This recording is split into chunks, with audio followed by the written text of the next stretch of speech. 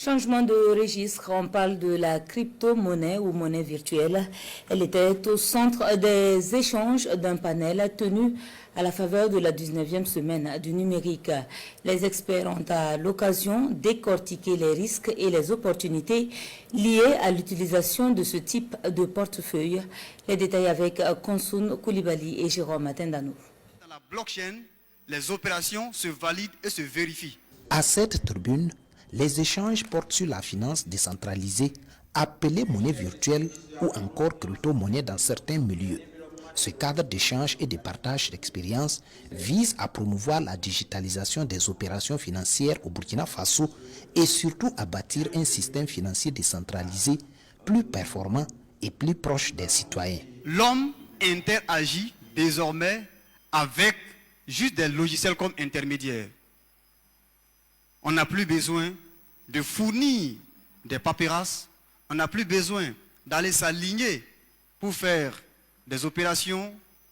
Il suffit tout simplement que vous ayez une éducation sur la blockchain. Aujourd'hui, le dernier rapport de la Banque mondiale sur cette question-là parle déjà de l'utilisation de la monnaie virtuelle au niveau même du FMI et de la Banque mondiale.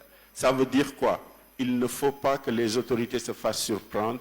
Il faut que les changements commencent maintenant et qu'on développe des expertises au niveau local, au niveau de nos pays. Mais attention, dans l'univers du virtuel, il faut également composer avec plusieurs risques comme le piratage des comptes, l'encombrement du réseau, la perte de mots de passe, la fraude fiscale.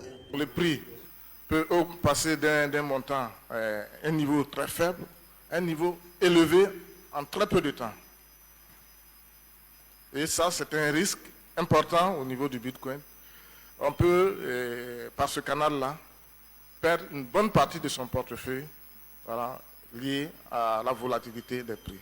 Pour suivre la dynamique du nouveau marché mondial, la Banque centrale des États de l'Afrique de l'Ouest veut réguler, assainir et professionnaliser le secteur de la monnaie virtuelle avec des projets de texte relatifs à la réglementation des changes.